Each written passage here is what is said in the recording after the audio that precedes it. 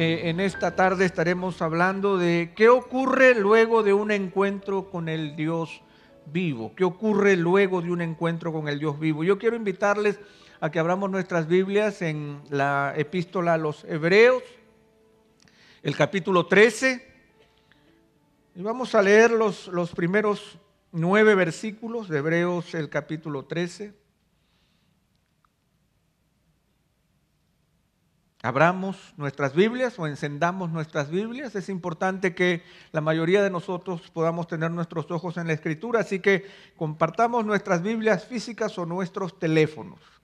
Siempre el teléfono es un poco más egoísta, ¿verdad? Porque es más chiquito. Entonces, compartirlo con otra persona casi hay que poner cabeza con cabeza, pero en la medida de lo posible compartamos la Escritura a fin de que estemos atentos a aquello que el Señor nos quiera mostrar. Dice así la palabra: permanezca el amor fraternal.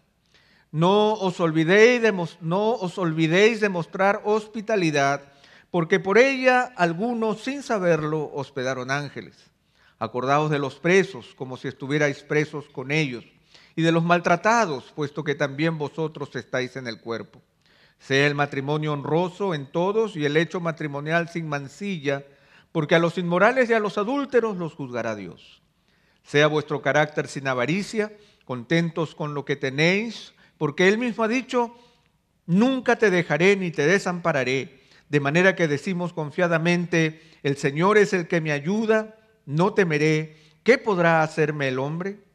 Acordaos de vuestros guías que os hablaron la palabra de Dios y considerando el resultado de su conducta, imitad su fe.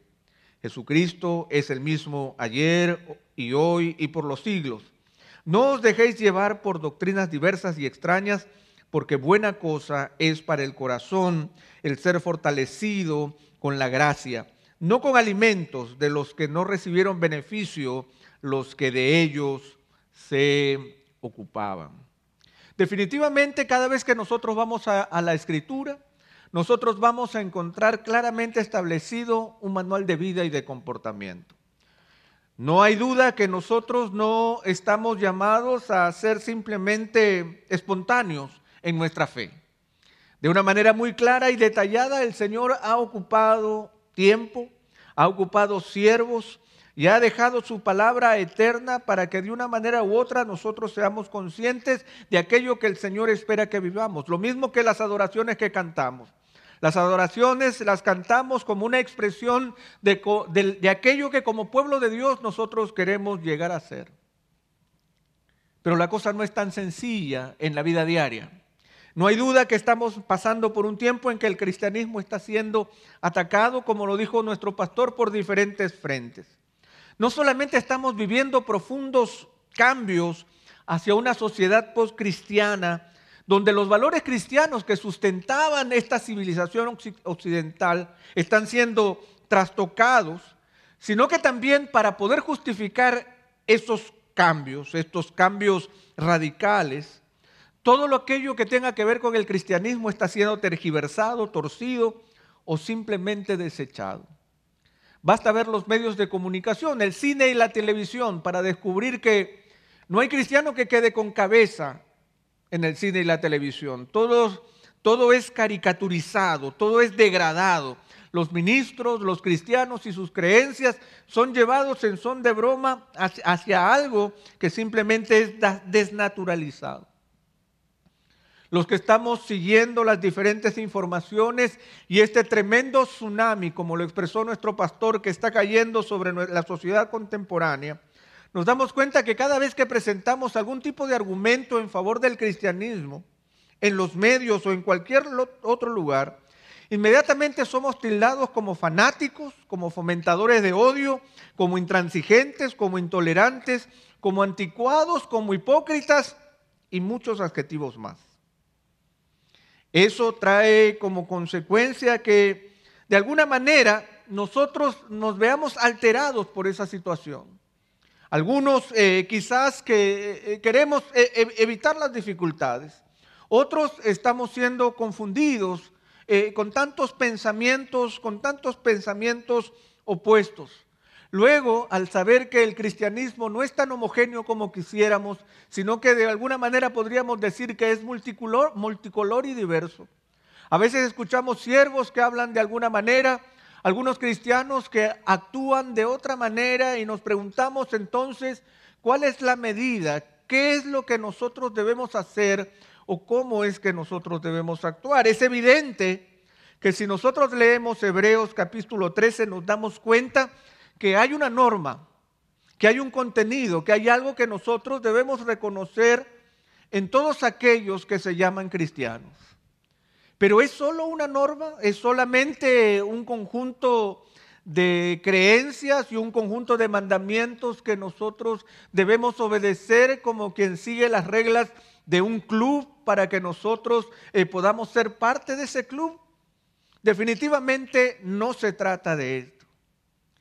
Si nosotros podemos seguir en la línea del pensamiento del autor de Hebreos, nos damos cuenta que aquello que nos caracteriza como cristianos no es primariamente el seguir determinadas normas, sino el haber tenido un encuentro con el Dios vivo y verdadero. Es eso lo que nos caracteriza, eso lo inexplicable de nuestra relación con Dios. Nosotros que vivíamos ajenos a la vida de Dios, un día el Señor nos detuvo en el camino como detuvo a Saulo en el camino a Damasco y nosotros fuimos transformados por completo porque alguien que era más grande que nosotros, más poderoso que nosotros, nos detuvo y cambió nuestra vida para siempre. Eso es justamente aquello que el autor de Hebreos presenta con antelación antes de dar cuenta aquellos deberes que nos corresponden a nosotros como cristianos. Estoy seguro que más de uno de nosotros quiere vivir de esa manera. Pero ¿por qué es que vivimos de esa manera? ¿Qué ocurre después de nuestro encuentro con el Creador?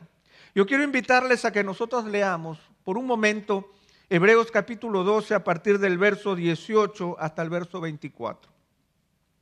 De una manera muy gráfica, de una manera muy pictórica, el autor de Hebreos presenta y trata de presentar la magnificencia de la presencia de ese Dios del cual él está predicando. Él dice, porque no os habéis acercado a un monte que se puede tocar, ni a fuego ardiente, ni a tinieblas, ni a oscuridad, ni a torbellino, ni a sonido de trompeta, ni a ruido de palabras tal, que los que oyeron rogaron que no se les hablara más, porque no podían soportar el mandato, si a una bestia toca el monte será apedreada. Tan terrible era el espectáculo que Moisés dijo, estoy aterrado y temblando. Vosotros, en cambio, os habéis acercado al monte Sión y a la ciudad del Dios vivo, la Jerusalén celestial, y a miriadas de ángeles, a la asamblea general e iglesia de los primogénitos que están inscritos en los cielos, y a Dios, el juez de todos, y a los espíritus de los justos hechos ya perfectos, y a Jesús, el mediador del nuevo pacto, y a la sangre rociada que habla mejor que la sangre de Abel. Lo que nosotros encontramos aquí es una presentación majestuosa de la gloria de Dios. Una presentación majestuosa en donde el autor de Hebreos la presenta en dos momentos determinados de la historia de la humanidad. La primera presentación es el monte Sinaí, es el antiguo pacto, es el momento en donde el Señor da a conocer la realidad del ser humano y la esperanza de un sacrificio eterno que vendría en el futuro. Si nosotros percibimos bien la claridad de aquello que el autor de Hebreos está tratando de presentar, nos muestra a un Dios imponente y grande, en medio de un fuego ardiente, de tiniebla, de oscuridad, de torbellino. Un Dios que hablaba con tal fuerza y con tal magnitud que el pueblo prefirió que Dios se callara y que hablara solo con Moisés. Un Dios que había puesto sus pies sobre ese monte y ese monte se había declarado completamente santo. Ni aún una bestia podía acercarse al monte sin que muriera apedreada. Aparentemente este Dios en santidad estaba allí solo en la presencia de un pueblo atemorizado. Sin embargo, en medio de la historia de redención, nuestro Señor Jesucristo viene y cumple su promesa, el velo es roto, de tal manera que nosotros que nos hemos acercado a Él en salvación, recibimos de parte de Él la redención. ¿Y qué sucede? Nosotros pasamos de ver a un Dios solitario en medio de su grandeza a lo que aparece en el verso 22. Vosotros, en cambio, os habéis acercado al monte Sión, a la ciudad del Dios vivo, la Jerusalén celestial, y a miriadas de ángeles, a la asamblea general e iglesia de los primogénitos que están inscritos en los cielos, y a Dios, el juez de todos, y a los espíritus de los justos hechos ya perfectos, y a Jesús, el mediador del nuevo pacto, y a la sangre rociada que habla mejor que la sangre de Abel. Si ustedes prestan atención, en esta segunda presentación el Señor ya no está solo. El Señor está allí en el monte Sión. Ya no está en el monte Sinaí, un monte solitario y pedregoso en donde no hay nada de vida. Ahora el Señor está en medio de una ciudad, está en medio de la Jerusalén celestial, está en medio de un incontable número de ángeles que le cantan alabanza y que le dan gloria a Él. Y no solamente están ellos, sino que también estamos nosotros delante de la presencia del Señor. El verso 23 dice que está la asamblea general, la iglesia de los primogénitos que están inscritos en los cielos. Está el Señor que es juez de todos, los espíritus de los justos hechos ya perfectos. Y en medio de todo está nuestro Señor Jesucristo, quien es el gran mediador del nuevo pacto. No hay duda que hay una gran transformación. No hay duda que ese es el Dios a quien nosotros nos hemos acercado.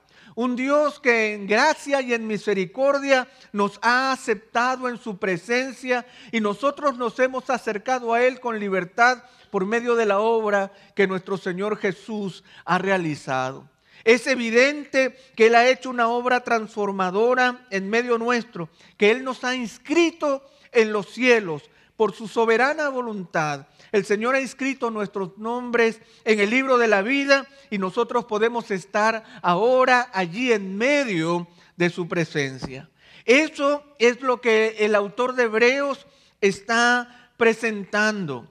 La grandeza de nuestro Dios, pero la cercanía con la que nosotros nos podemos acercar delante de Él. Esa es nuestra garantía, esa es nuestra introducción, esa es la relación que nosotros tenemos con ese Señor.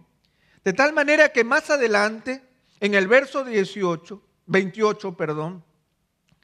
el autor dice, por lo cual, puesto que recibimos un reino que es inconmovible, demostremos gratitud mediante la cual ofrezcamos a Dios un servicio aceptable con temor y reverencia, porque nuestro Dios es fuego consumidor. Nuestro Dios sigue siendo fuego consumidor. Nuestro Dios no ha cambiado en su carácter. El Dios del monte Sinaí, grandioso y potente, digno de sobrecogimiento por parte del ser humano, es el mismo Dios del nuevo pacto. La gran diferencia es que nosotros tenemos ahora la posibilidad de expresarle gratitud porque su salvación está completa. Porque nosotros en Jesucristo podemos acercarnos delante de Él con absoluta libertad. Y este Dios que es fuego consumidor nos ama de tal manera que nosotros podemos caminar con Él sin ser destruidos.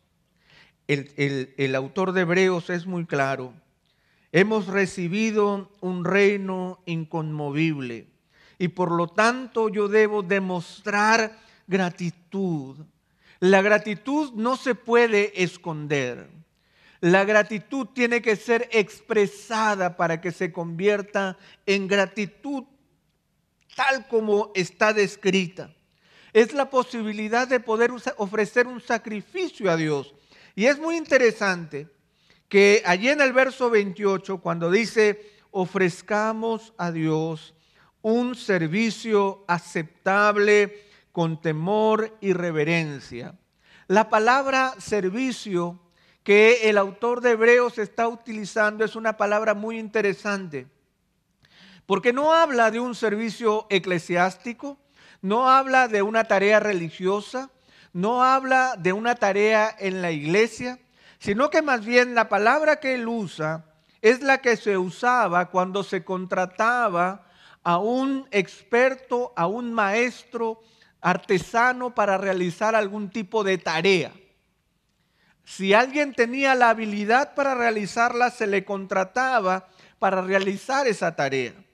De tal manera que cuando el Señor nos dice en su palabra que nosotros mostremos gratitud a través de un servicio aceptable, lo que el Señor me está diciendo es que Él nos ha capacitado para poder realizar esa tarea de gratitud para con Él. No estamos atados de manos, no nos declaramos incapaces, no podemos declararnos ignorantes. Es interesante que podemos afirmar con libertad que el Señor ha trabajado en nuestras vidas y nosotros podemos demostrarle gratitud a Él y ofrecerle un servicio aceptable con sumo respeto a nuestro Dios, porque Él es fuego consumidor. Ahora, cuando nosotros vamos entonces delante del Señor, ¿qué es lo que Él espera de nosotros luego de que hemos tenido un encuentro con el Dios vivo? Si tenemos un testimonio cristiano, si decimos llamarnos cristianos, todos nosotros tenemos en nuestro testimonio el testimonio de ir camino a Damasco y ser detenidos por el Dios vivo y verdadero. Todos nosotros, los que nos llamamos cristianos, reconocemos que no se trató de un proceso de aprendizaje, no se trató simplemente de que acepté una filosofía que me pareció la mejor opción sobre otras, no se trató simplemente de que yo nací en un hogar cristiano o en una sociedad cristiana y por lo tanto yo me denomino cristiano. Yo he reconocido que en mi vida yo estaba apartado y separado de Él, sujeto a mis propias pasiones y a mis propios pecados, que no entendía, no conocía, no podía entender y no podía conocer los caminos de Dios. Y en un momento determinado de mi vida el Señor me detuvo, se presentó delante de mí y me ofreció el sacrificio de Cristo hecho a mi favor. No se trata de mí, se trata de Él. El Dios que es fuego consumidor se presentó delante de mí no para consumirme, sino para purificarme por su sola voluntad. De tal manera que al ser sometido a ese horno, el Señor produjo un cambio permanente en mí que se debe manifestar en algunas características específicas que son justamente las que aparecen en Hebreos el capítulo 13. Por favor, leamos nuevamente los primeros 4 versículos de Hebreos el capítulo 13. Dice así: permanezca el amor fraternal. No os olvidéis de mostrar hospitalidad, porque por ella algunos sin saberlo hospedaron ángeles. Acordaos de los presos como si estuvierais presos con ellos, y de los maltratados, puesto que también vosotros estáis en el cuerpo. Sea el matrimonio honroso en todos y el hecho matrimonial sin mancilla, porque a los inmorales y a los adúlteros los juzgará Dios. Cuando yo he tenido un encuentro con el Dios vivo y verdadero, con el Dios que es fuego consumidor, y yo no he sido consumido por ese fuego, y yo no he sido destruido, es simplemente porque Dios me ha amado más de lo que yo pudiera entender. Es importante percibir que la primera razón por la que yo no he sido destruido ante la presencia de Dios a pesar de mi condición de pecado es producto de su amor.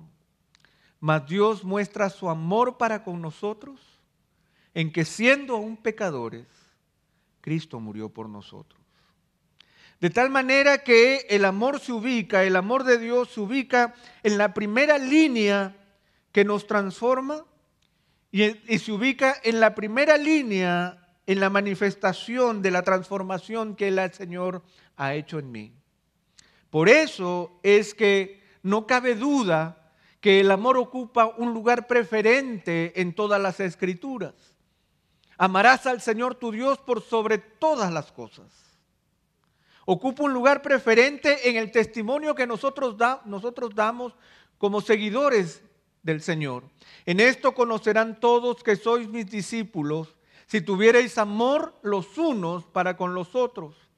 Por lo tanto, no podemos dejar de afirmar y reafirmar una y otra vez que el amor de Dios manifestado a través de nosotros es una de las características principales que nosotros debemos mantener y hacer prevalecer en nuestra vida.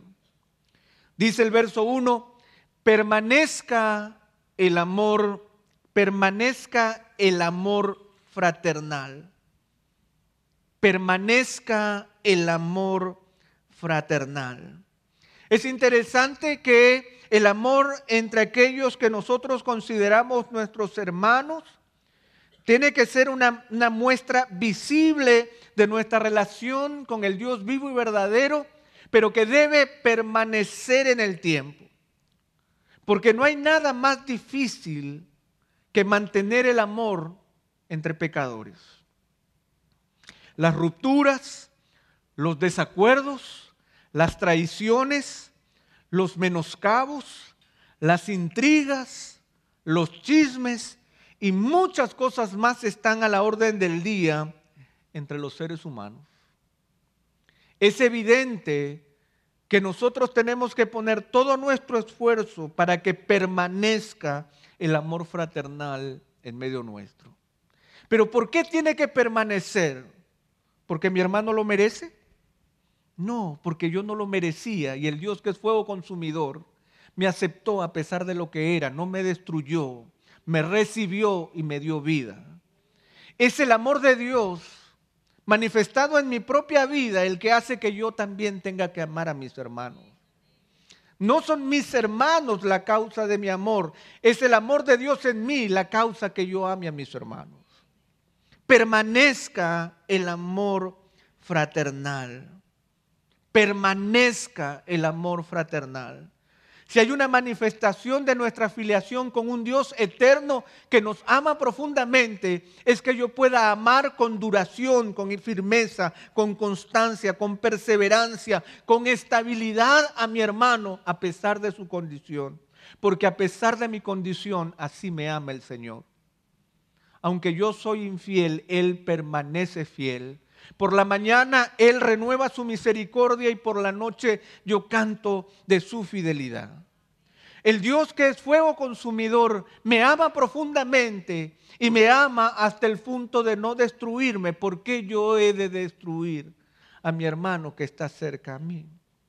Permanezca el amor fraternal. Es una de las primeras condiciones que el Señor establece porque es la base de nuestra relación con Él. La base de mi relación con Él es su amor inalterable para conmigo. La base de mi relación contigo tiene que ser el hecho de que yo haga permanecer mi amor para contigo, a pesar de que yo sé que muchas veces no lo mereces, pero yo nunca lo merezco para con Él. ¿Por qué te voy a poner condiciones a ti?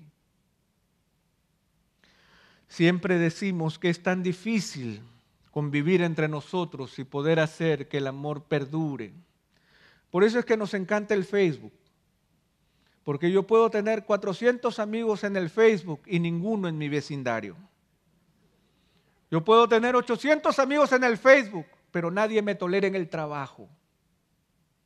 Porque es bonito poner frases en un lugar en donde no hay presencia que realmente tratar a las personas en medio de la vida. Permanezca el amor fraternal. El amor fraternal permanece porque así de permanente es el amor de Dios para conmigo. Si el amor de Dios para conmigo cambiase, yo puedo cambiar contigo, pero como no cambia, se la debo al Señor y no te la debo a ti. Lo hago por Él, porque de tal manera me amó que dio a su Hijo unigénito, para que yo pudiera recibir la vida que de otra manera no hubiera recibido más que condenación. Yo no puedo condenarte porque el Señor no me condena. Permanezca el amor fraternal. Mi Dios es fuego consumidor y Él con su fuego me abraza. ¿Qué hace que yo no me queme? La cubierta de su amor. La cubierta de su amor, que es el mismo amor que Él espera con que yo ame a los demás. En segundo lugar, el amor no solamente se muestra entre los que están más cercanos a mí. Ya es difícil amar a los que están cerca a mí, que son míos, de mi propia sangre, de mi propia familia. Ahora se añade un escalón. Dice, no os olvidéis, en el verso 2, de mostrar hospitalidad, porque por ella algunos sin saberlo hospedaron ángeles. El autor de Hebreos está extendiendo un escalón más en su apreciación del amor. Para nosotros la hospitalidad tiene que ver con el hecho de atender a otra persona. Sin embargo, en el tiempo antiguo la hospitalidad era uno de los principios fundamentales de la fe cristiana. Ser hospitalario era una de las características que el apóstol Pablo consideraba que eran de las más importantes en la elección de un obispo. El obispo tenía que ser hospitalario. Hospitalario tenían que ser también las iglesias. Las iglesias estaban llamadas a ser hospitalarias. Y aún el apóstol Pablo le reclamaba un espíritu de hospitalidad a las personas más pobres dentro de la congregación, que eran las mismas viudas. ¿Por qué? Porque la hospitalidad es otra manifestación del amor de Dios para con nosotros. La palabra hospitalidad viene de una palabra latina en donde la raíz de esa palabra es la palabra hospes. La palabra hospes es extraño o extranjero. Es atender a aquel que no pertenece a tu propio grupo, a tu propia cultura, a tu propia nación, a tu propia familia. Y nuevamente, el carácter de hospitalidad no tiene que ver con las necesidades del que viene de lejos, sino con el recordar que el Dios vivo y verdadero, que es fuego consumidor, me recogió cuando yo no era nadie, sino que era ajeno a la vida de Dios y vivía dependiendo del reino de las tinieblas. El Señor me atrajo para Él cuando yo era enemigo suyo. Y el Señor me mostró su amor hasta entregarme un reino inconmovible al lado de su propio Hijo, mi Señor Jesucristo. Ese es el ejemplo que yo tengo. Por lo tanto, la hospitalidad forma parte de mi naturaleza. Y el Señor Jesucristo lo dice de una manera tan clara. Porque si amáis a los que os aman, ¿qué recompensa tienen? ¿No hacen también lo mismo los recaudadores de impuestos?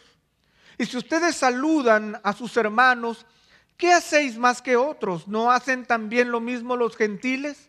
Por tanto, sed vosotros perfectos como vuestro Padre Celestial es perfecto. Eso es lo que dice Mateo capítulo 5. Nosotros no nos hemos encontrado como un personaje cualquiera en la vida. Nos hemos encontrado con el Dios vivo y verdadero. Nadie más alejado de Él que yo mismo en mi condición de pecado. Fue el momento en que Él me recibió.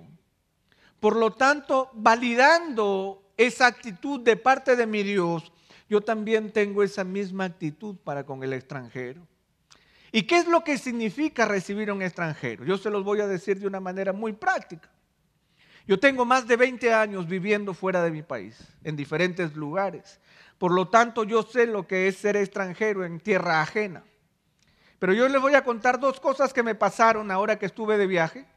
Ustedes saben, algunos de ustedes saben que yo estuve llevando a mi hija para dejarla en la universidad en los Estados Unidos. Algo doloroso, pero lo hicimos. Pasó.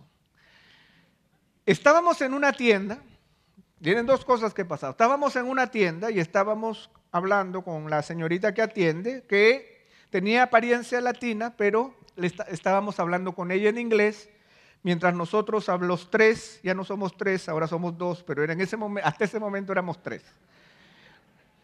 Estábamos hablando en español. En un momento la señorita no pudo más y nos dijo en español, disculpen que les pregunte, pero ¿ustedes no serán dominicanos? ¿Ah? ¿Ah? ¿Ustedes no serán dominicanos? Eso se llama estar aplatanado. Y no solamente eso, porque eso puede pasarle, porque ya inmediatamente, yo he contado esta historia, inmediatamente dije, no, pero si tú no hablas como dominicano, no, que si tú, ya me estaban afuereando de nuevo. Cuando ya me habían garantizado el pasaporte, ya me estaban afuereando. Los de aquí me afuerean. Pero en la segunda oportunidad, yo estaba en la casa de Joan Veloz, el que está estudiando con este grupo de muchachos que están estudiando en el seminario allá en Kentucky.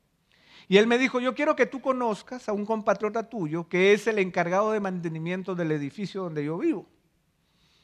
Ok, le dije, peruano, otro peruano, vamos a conocer otro peruano. Entonces, cuando él me lleva donde esta persona se me acerca y me dice, mire, yo lo vi y la verdad es que no quise acercarme porque como usted habla igual que ellos, usted habla igual que ellos, entonces yo nunca pensé que usted era peruano porque habla igual que ellos. Entonces, hermanos, ¿qué es la hospitalidad? La hospitalidad tiene que ver cuando llega un punto en que el que viene de afuera pueda sentirse parte de dentro. Cuando el que viene de afuera, que extraña a su familia, puede encontrar familia. Cuando el que está afuera y extraña sus comidas, puede encontrar que hay otras comidas. Que cuando la persona añora, aquí puede encontrar sentimiento. El Señor nos habla en su palabra que son cosas tan sencillas, pero tan importantes porque son la demostración evidente de su amor para con nosotros. El Señor también nos recogió cuando éramos extranjeros, cuando no teníamos ni ciudadanía y el Señor nos hizo ciudadanos de su amado reino, del reino de su amado Hijo Jesucristo, como dice la palabra. Y la expresión continúa, permanezca el amor fraternal. No se olviden de mostrar hospitalidad.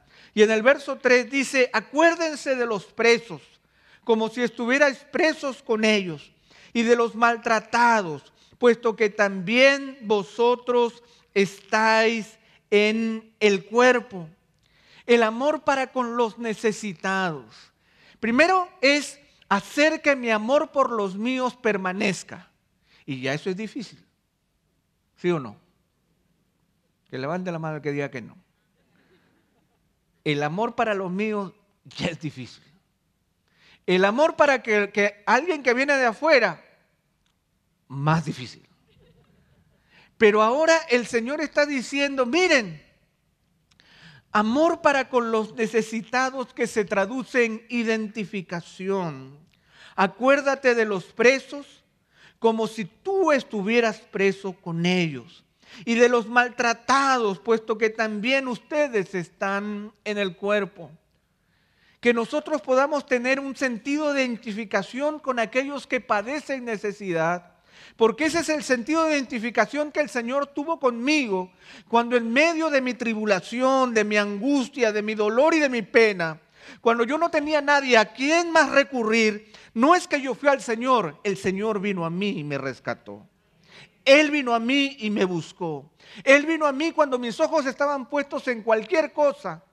Y Él sintió mi dolor, vivió mi dolor hasta el punto que su Hijo Jesucristo pagó por mis pecados en la cruz del Calvario. Él sufrió mi pecado como yo nunca lo he sufrido. Esa es la demanda que el Señor nos hace. Acuérdense de los presos. Pero no basta solamente, ay, pobres presos, sino como si tú estuvieras preso con ellos. Como si tú estuvieses sintiendo la angustia de la ausencia de libertad. Como si tú estuvieras sintiendo en tu propio cuerpo el dolor de la enfermedad. Ese es el grado de identificación en amor que el Señor tiene para con nosotros. Porque el Señor se duele de nuestro pecado como a nosotros no nos duele.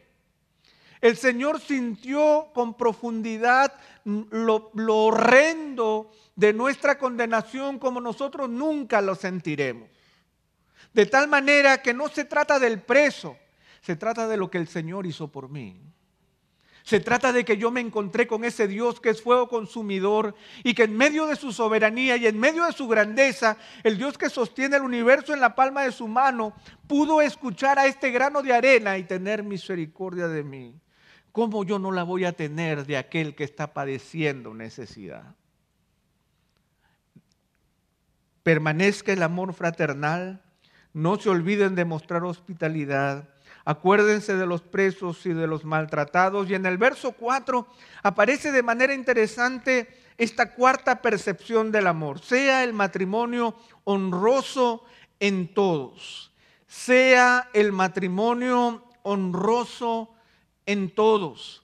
Es interesante que aquí el autor de Hebreos no está dando un mandamiento, está haciendo una observación, una realidad que tiene que formar parte de todas nuestras realidades. El autor de Hebreos no intenta dar una recomendación, sino que establece una condición que debería ser general entre los cristianos. Si el Señor ha derramado su amor en medio nuestro, si el Señor me ha sostenido en medio de la condición en la que yo me encuentro, pues mi hogar, mi matrimonio, mi relación conyugal tiene que ser considerada como algo valioso, como algo reconocido, como algo recomendable. Sea el matrimonio honroso en todos. No se trata solamente de amar fraternalmente. No se trata solamente de ser hospitalario. No se trata solamente de ir en ayuda de aquellos que están en necesidad, si es que yo estoy descuidando aquello que el Señor me ha entregado, que es el centro de todas mis relaciones, que es mi propia familia. Si el Señor ha operado en mí, el Señor me hace que yo sea parte de su propia familia. El Señor me lleva a su reino. El Señor me lleva a tener comunión con Él en medio de toda su grandeza. Y esa comunión perfecta tiene que estar representada en la comunión de mi propio hogar. Un hogar que tiene que ser valioso delante de mis ojos. Un hogar que tiene que ser la representación del reino de los cielos en medio de esta tierra. Un hogar que tiene que ser reconocido de tal manera que puede ser aún el hecho de dar testimonio de lo que yo soy en medio de mi propia casa. Estas son las características de aquello que nos lleva a reconocer nuestro encuentro con un Dios vivo y verdadero por lo que Él ha hecho por mí. Él no me lleva a su reino simplemente para concederme la posibilidad de ser un ciudadano distante de la patria celestial. El Señor me hace su hijo. El Señor me hace parte de su propia familia. El Señor me lleva a tener una comunión tan íntima como la que tienen las mismas personas de la Trinidad. El Señor quiere que yo disfrute su hogar de la misma manera en como nosotros debemos disfrutar de un hogar transformado por la presencia del Señor. Sea el matrimonio honroso en todos. Y eso va a devenir en todas otras cosas que el Señor va a hacer en nuestra vida. De una manera clara y tajante. El amor práctico es un eje fundamental en la manifestación evidente de que hemos tenido un encuentro con el Señor. Pero así como el amor es esa manifestación, también hay un desamor. Porque dice el verso 5 y 6. Sea vuestro carácter sin avaricia, contentos con lo que tenéis, porque Él mismo ha dicho, nunca te dejaré ni te desampararé, de manera que decimos confiadamente, el Señor es el que me ayuda, no temeré, ¿qué podrá hacerme el hombre? Así como en el verso 4, en el verso 5 se presenta una actitud y una condición que no se está representando como un mandamiento, sino como una realidad que debe estar latente en todos aquellos que han tenido un encuentro con su Creador. Sea vuestro carácter sin avaricia, contentos con lo que tenéis. Ahora, nuevamente nos encontramos con una realidad, con la realidad de que nosotros hemos sido incorporados al reino de los cielos, de que hemos tenido un encuentro con el Dios vivo y verdadero. De tal manera que aún el eje mismo de todos nuestros deseos, de todas nuestras motivaciones, de todo aquello que nosotros consideramos valioso, ha recibido una onda termonuclear de cambio. Sea vuestro carácter sin avaricia. El autor de Hebreos está diciendo que la esencia de lo que nosotros somos tiene que ser un carácter que esté satisfecho con lo que es y con lo que tiene. La palabra avaricia aquí en el griego no es una palabra común. Es la palabra que se traduce literalmente es sin amor al dinero. Sin amor al dinero. Esa es la palabra original en el griego. Pero lo interesante es que el amor al dinero no es circunstancial. Tiene que ser un fundamento de mi carácter. O sea, tiene que estar engranado en mi propia personalidad. ¿Cómo es que yo logro esto? Pues el pasaje lo dice con mucha propiedad y con mucha claridad. Porque Él mismo ha dicho, nunca te dejaré ni te desampararé. El Señor es el que me ayuda, no temeré. ¿Qué podrá hacerme el hombre? Nunca te dejaré ni te desampararé. El Señor está con nosotros, de tal manera que nuestra medida de contentamiento es Él mismo, porque Él está conmigo, cualquiera sea mi situación. El Señor que vino a mi rescate, el Señor que me ama profundamente, es la fuente de toda mi satisfacción. Él es el que me ayuda. Él es el que nunca me deja ni me desampara. Él es el camino, es el que camina conmigo todos los días de mi vida. ¿Estás caminando de esa manera con el Señor? Finalmente, los versos 7 al 9. Dice, acordaos de vuestros guías que os hablaron la palabra de Dios y considerando el resultado de su conducta, imitad su fe. Jesucristo es el mismo ayer y hoy y por los siglos. No os dejéis llevar por doctrinas diversas y extrañas, porque buena cosa es para el corazón el ser fortalecido con la gracia, no con alimentos de los que no recibieron beneficio los que de ellos se ocupaban.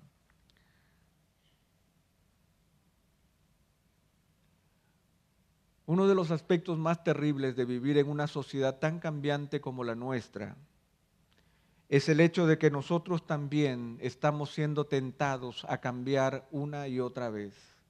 Muchos está hablando de que el cristianismo tiene que evolucionar en sus conceptos, que tiene que evolucionar en sus principios. Y nosotros, creyendo a veces que así como la tecnología se renueva cada 3 meses, así nosotros también, como ya el iPhone 3 no vale nada, ahora que salió el iPhone 6P, entonces así también nosotros hay muchas cosas de la vida que tienen que desaparecer porque se vuelven obsoletas. Pero no todo en la vida es obsoleto, hay cosas que son permanentes y que permanecen para siempre y que son el sustento de lo que es nuestra vida en esta tierra. Y volviendo al ejemplo de nuestro Señor, el mismo Señor que mantiene este pequeño planeta azul girando en la justa medida girando alrededor del sol en el momento y en el tiempo propicio, bajo principios y leyes que Él ha establecido y que son eternas, así también hay leyes eternas que mantienen la vida espiritual con la que nosotros caminamos delante de Él. Y por eso es que el autor de Hebreos nos invita a no inventar la rueda como cristianos. Él dice en el verso 7, acordaos de vuestros guías que os hablaron la palabra de Dios y considerando el resultado de su conducta, imitad su fe. Sería muy injusto y muy egoísta pensar que el Señor vino a nosotros de una manera tan especial que yo tengo que diseñar mi propio cristianismo. Eso no es verdad. El Señor no hace acepción de personas. El Señor nos llama a todos bajo la misma condición de pecados y a todos nosotros nos ofrece la misma salvación en Jesucristo. Por lo tanto, así como en Hebreos 12 y en Hebreos 11 se nos habla de esa gran nube de testigos, nosotros también tenemos seres humanos que consagrándose al Señor, nosotros podemos observar sus vidas para poder imitar su fe. Y en la medida en que observamos estas vidas con detenimiento y con respeto, nosotros podemos observar también nuestras propias vidas y descubrir el camino por el cual nosotros tenemos que andar. No se trata de que ellos son del pasado y ahora todo hecho nuevo.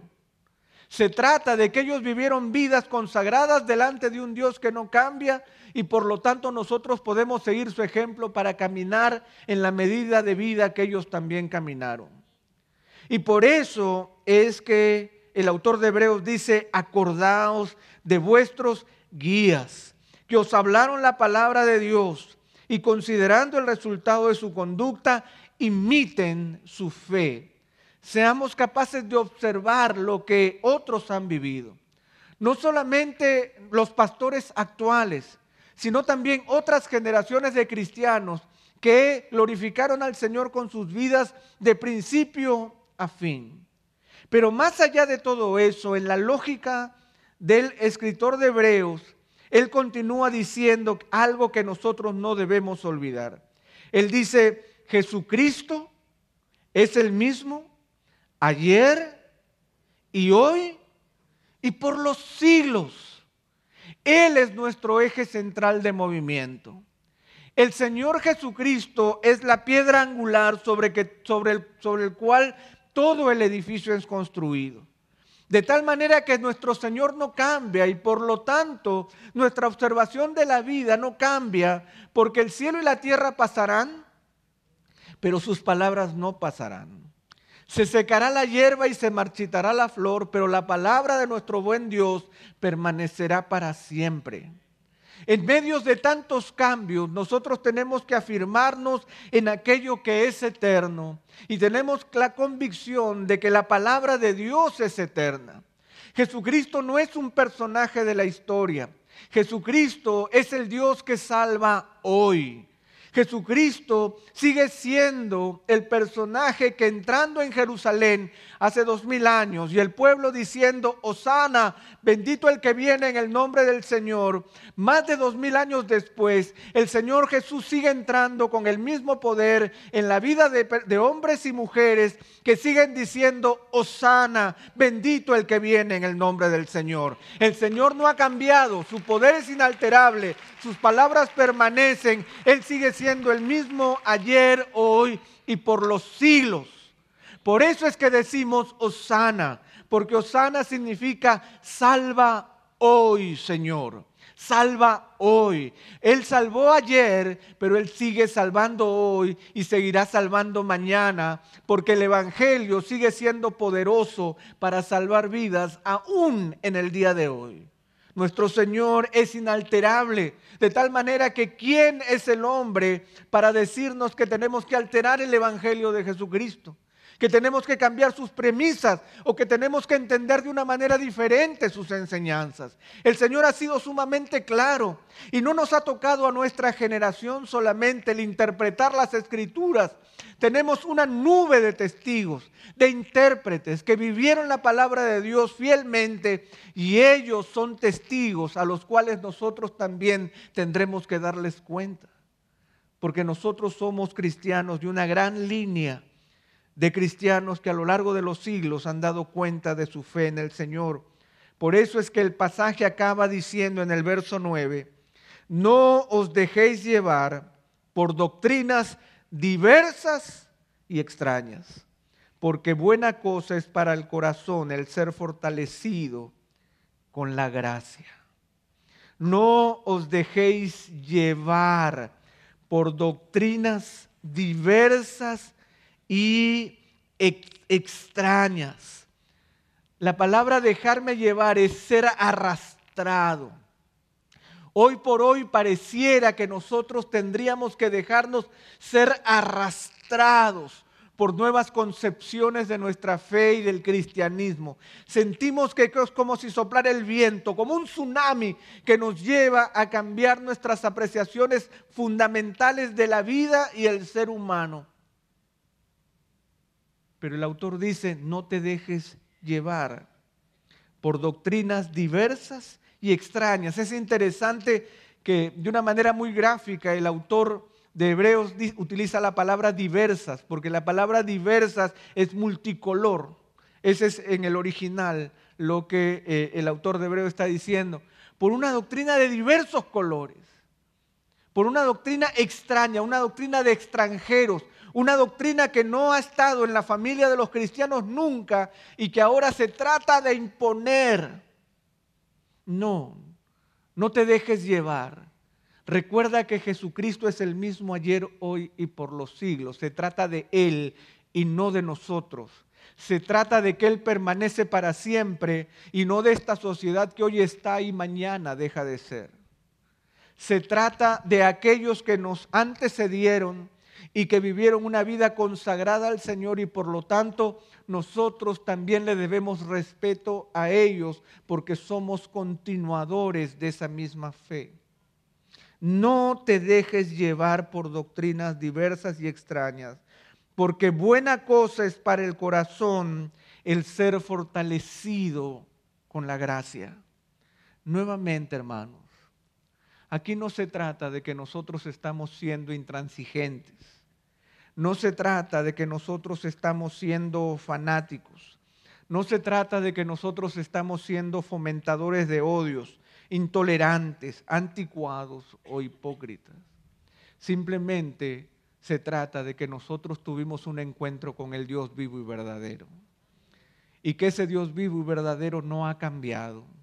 Y que por lo tanto nosotros nos mantenemos firmes en aquello que ha sido la vida de tantos en mucho tiempo y que es la vida que fortalece también nuestra propia vida. Yo no puedo cambiar aquello que yo no puedo cambiar, porque es algo que le pertenece al Señor y simplemente yo soy su seguidor. Yo no soy Dios, Él es Dios. Por lo tanto, es muy probable que nosotros en las próximas semanas y meses nos llenemos de temor ante los insultos de los demás y seguramente vamos a tratar de defendernos. Algunos respondiendo con la misma violencia u otros, muchos tal vez tratando simplemente de acomodarse a los nuevos tiempos para hacer desaparecer la dificultad. Sin embargo, yo quiero proponerles en esta tarde ya que no tratemos de reinventar la rueda. Nosotros tenemos una larga tradición de nuestra fe. Nuestro cristianismo ha sido probado con mártires y por varias generaciones de hombres y mujeres fieles que nos antecedieron y muchos de ellos dieron su vida por causa del Evangelio. Las características con las cuales nosotros debemos vivir son evidentes. Permanezcamos en amor unos con otros. Dejemos las divisiones. Amemos como el Señor nos ama. Amemos como el Señor nos ha amado. Seamos abiertos al extranjero y al extraño. Démosle la oportunidad al extraño y al extranjero de ser parte nuestra. Abrámosle las puertas como el Señor también abrió las puertas de su reino para nosotros cuando no éramos nadie y no lo merecíamos. Acordémonos de los presos y de los maltratados, pero no solamente para recordarlos, sino para sentir en carne propia su dolor y su necesidad, de tal manera que nos mueva hacia la acción. Hagamos valer nuestra vida de hogar, de tal manera que nuestra vida de hogar no sea un infierno en la tierra, sino que sea un pedazo del reino de los cielos en este planeta. Hagamos de nuestro hogar algo valioso. Hagamos de nuestro hogar el centro en donde el milagro de la obra de Dios se manifieste. Que nuestro hogar sea honroso. Que ahí donde solo el Señor vea su gloria y su presencia. No vivamos como el resto de los seres humanos. Que en nuestro carácter esté engranado el hecho de estar lejos de la avaricia. Porque finalmente nuestro gran tesoro no es una cuenta de banco, sino la presencia del Señor en nuestra vida, haya mucho o haya poco. Y por último, hermanos, mantengámonos firmes caminando con el Señor, acordándonos que no estamos inventando la rueda, acordándonos que cuando alguien nos cuestiona algo de nuestra fe, no está hablándonos de algo que el pastor Miguel inventó hace 15 años. Estamos hablando de una historia que tiene 4,000 años de antigüedad. Estamos hablando de un evangelio que tiene 2,000 años, pero que en el corazón de Dios tiene una eternidad. Recordemos que no se trata de nosotros, que se trata de Él. Que no se trata de la felicidad de los humanos, sino se trata de la voluntad de Dios en la tierra. De recordar que el hombre cambia, sí, yo cambio, sí, pero Jesucristo es el mismo ayer, hoy y por los siglos. Y no dejes que nadie te arrastre con doctrinas multicolores o extranjeras que pueden hacer brillantes a los ojos, pero que te alejan del Evangelio y la palabra del Señor que vive y permanece para siempre. ¿Por qué? Porque tarde o temprano Obama desaparecerá, como desapareció Nabucodonosor y como se irá Danilo. Pero el reino de nuestro Señor permanecerá para siempre y hacia allá es donde nosotros estamos dirigidos.